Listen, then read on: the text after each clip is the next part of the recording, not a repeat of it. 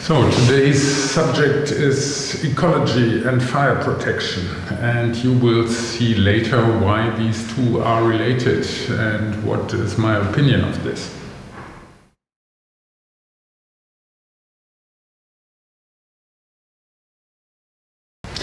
So, basic function of our load-bearing system is to get the load in the ground.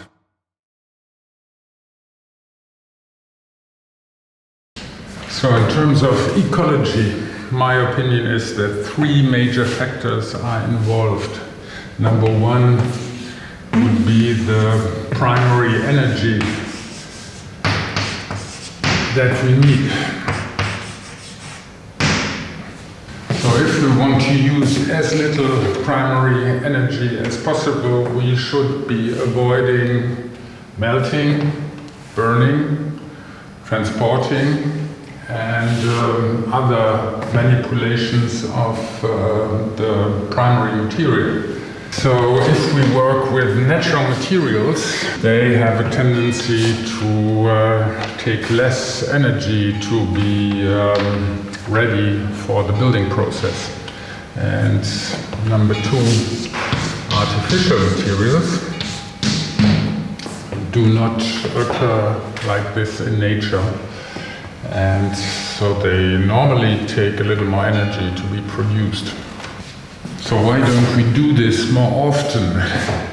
This is because of the second criteria, which would be life expectancy. And if you think of very old buildings like castles or the pyramids, they are very often made out of mineral materials and not so often out of wood and other organic materials.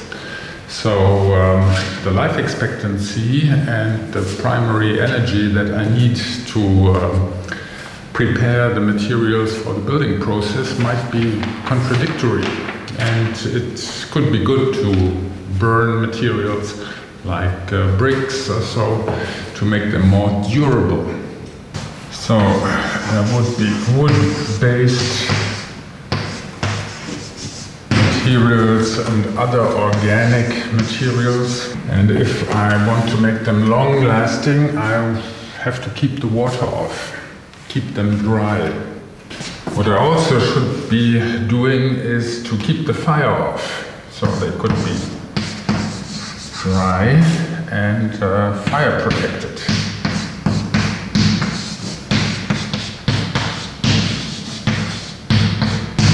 So this is where fire protection comes in.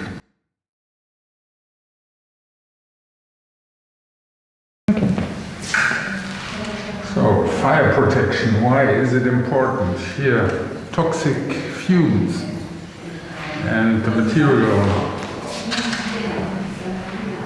dissociates, evaporates, disappears. So we don't want fire. So you have seen that this was styrofoam and not a wood-based material, but plastics are also organic materials. Another group of materials that you could use for load-bearing structures is metal. Here especially steel. So steel, if it attains a certain temperature, loses its load-bearing qualities, gets sort of weak and soft, and this is why we have to keep the fire off steel structure. So the third would be mineral materials, and mineral materials could crack, and thus if, for example, I have a reinforced concrete structure, expose the steel, and then the steel could once again become soft, and so mineral materials could be fire protected as well, but are very often used to protect wood and metal from the fire.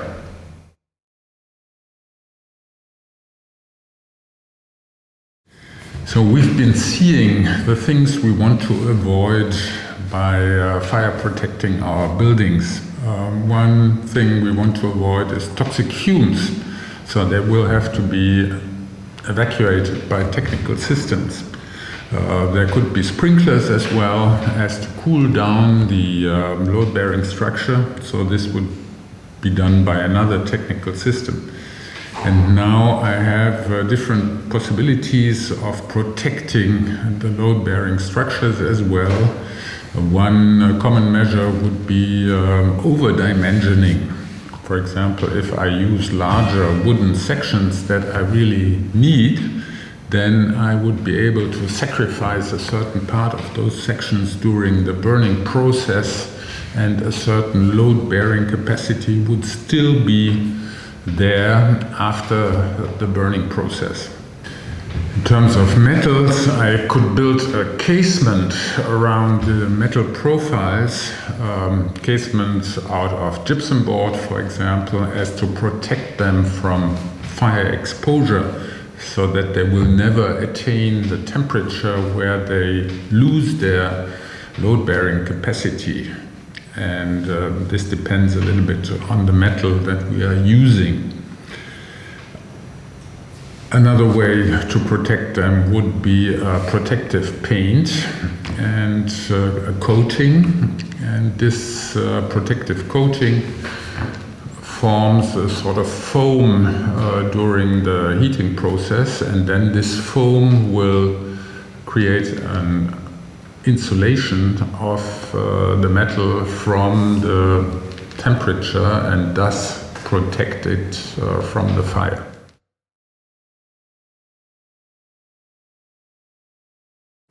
So number one was the primary energy involved to prepare the materials for the building process. Number two was the durability of the materials during the life expectancy of the building. And number three would be what we are doing with these materials after they have been used.